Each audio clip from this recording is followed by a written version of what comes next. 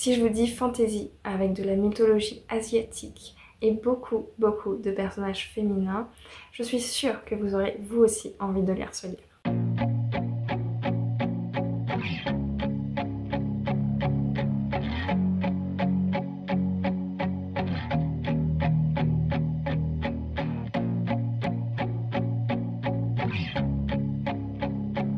Bonjour à tous, c'est Divine, je suis très heureuse de vous retrouver aujourd'hui pour une nouvelle vidéo où je vais tout simplement vous donner mon avis d'une saga terminée. Aujourd'hui, on va tout simplement décortiquer une trilogie et c'est une trilogie d'une maison d'édition que j'aime tout particulièrement. À chaque lecture de cette maison d'édition, à chaque fois j'adore mes lectures. Et ici, j'ai adoré, mais surkiffé Les Héritiers d'Higashi de Clémence Godefroy. Donc là, comme je vous le disais, une trilogie chez les éditions du Chat Noir. C'est ici à la collection Neko. J'ai ma petite dédicace. Cette trilogie est donc sortie en 2019 aux éditions du Chat Noir. Et comme je vous le disais, c'est une trilogie qui est à la collection Neko. Donc la collection Neko, c'est tout simplement tout ce qui traite de la mythologie asiatique. Il y a bien longtemps, à Higashi, les différentes lignées de bakemono, ces humains aux esprits porteurs d'animaux, étaient tous unis. Malheureusement, la guerre est passée par là et depuis, c'est le clan Odai ainsi que les descendants des renards qui règnent sans partage, reléguant ainsi aux oubliettes les autres bakemono. Nous allons suivre ici la jeune Ayane qui est une disciple de l'ordre de la main pure. En tant que telle, elle souhaite vraiment s'améliorer au combat et tout ce qui est au sujet de ces légendes, ça l'importe assez peu. Va arriver un jour où elle va être enfin assignée à une mission, mais pas n'importe laquelle, puisqu'elle va devoir garder une jeune princesse exilée d'un clan très prestigieux.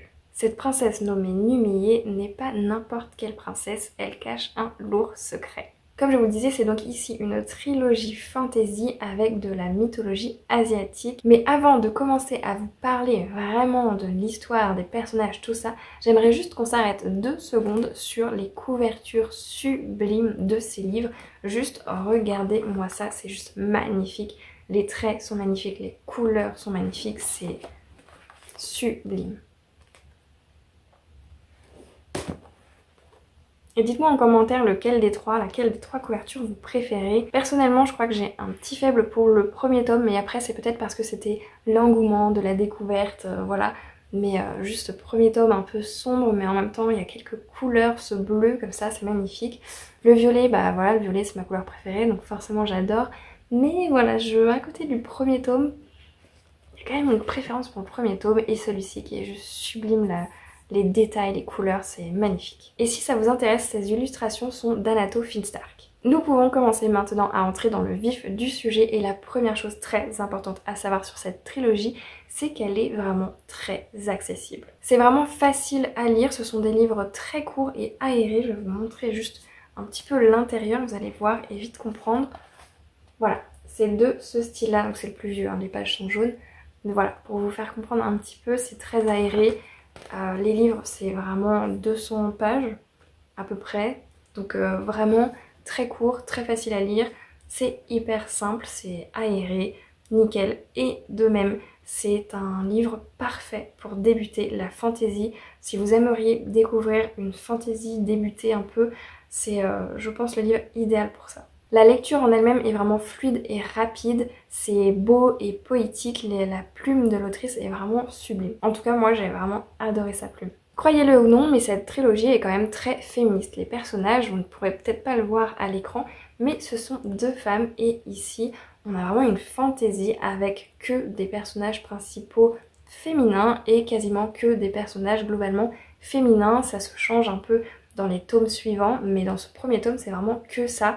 Et pour avoir discuté avec l'autrice, elle m'a vraiment parlé du fait qu'elle avait adoré ça justement, faire découvrir des personnages et travailler sur des personnages féminins forts, indépendantes et avec différentes façons de vivre, différents parcours tout simplement.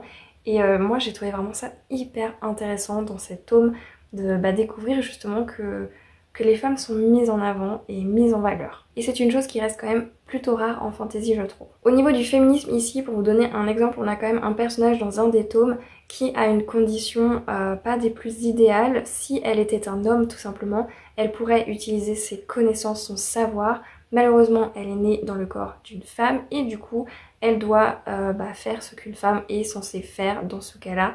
et c'est pas du tout pouvoir utiliser son savoir, et elle est extrêmement frustrée sur ça et elle se pose beaucoup de questions sur ça, et j'ai vraiment trouvé ça hyper intéressant. Autre point, cette trilogie est juste parfaite pour tous les fans de mythologie japonaise. Vraiment c'est juste trop bien, et si vous aimez tout ce qui est mythologie japonaise, foncez sur celui-ci.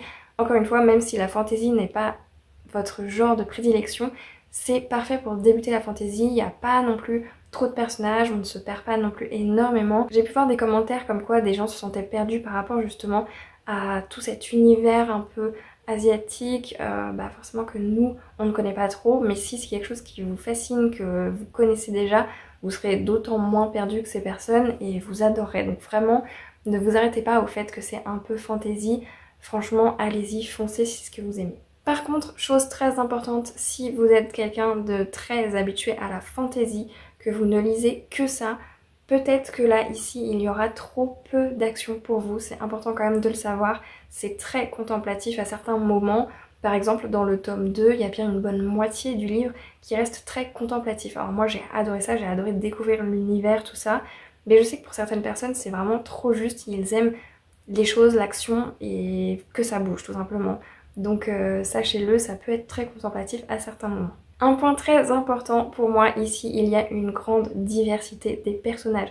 Que ce soit au niveau des femmes, vous avez des femmes fortes. Ce que j'entends par fortes, parce qu'elles sont en soi toutes fortes, c'est que certaines vont tout simplement décider de leur destin. D'autres vont plutôt subir leur sort. Certaines vont combattre avec les armes, d'autres vont plutôt combattre avec leur tête.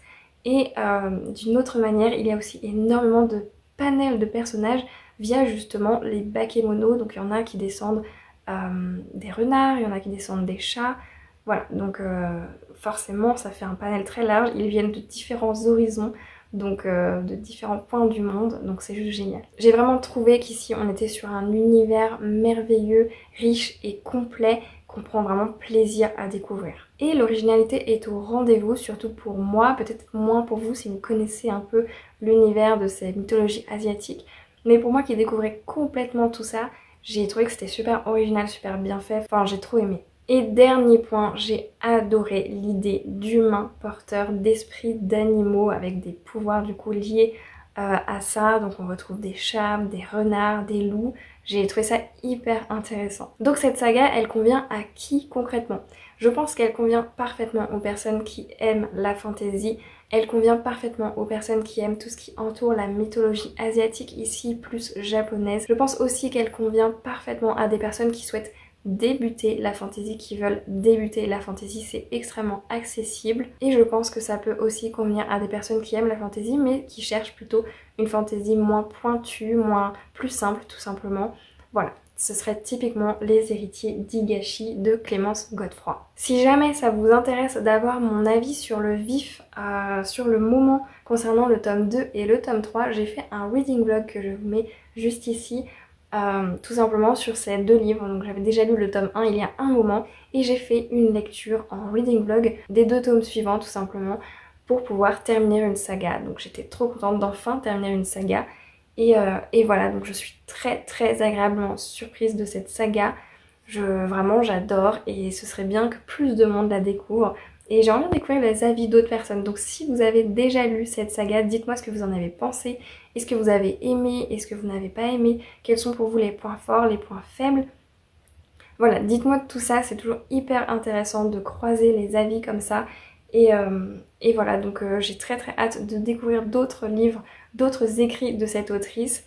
Et pour l'instant, l'autre livre que j'ai pu lire d'elle, j'ai adoré aussi. J'ai adoré l'originalité, tout ça. Donc écoutez, trop bien pour l'instant avec cette autrice. Et je vais terminer cette vidéo là parce qu'elle est déjà beaucoup trop longue. J'espère qu'elle vous a plu. Donc comme je vous le disais tout à l'heure, n'hésitez pas à me dire en commentaire ce que vous avez pensé de cette saga, si vous l'avez déjà lue. Est-ce que, si ce n'est pas le cas, cette vidéo vous a donné envie de la découvrir? Est-ce que ça vous a rendu un peu curieux de tout simplement cette trilogie?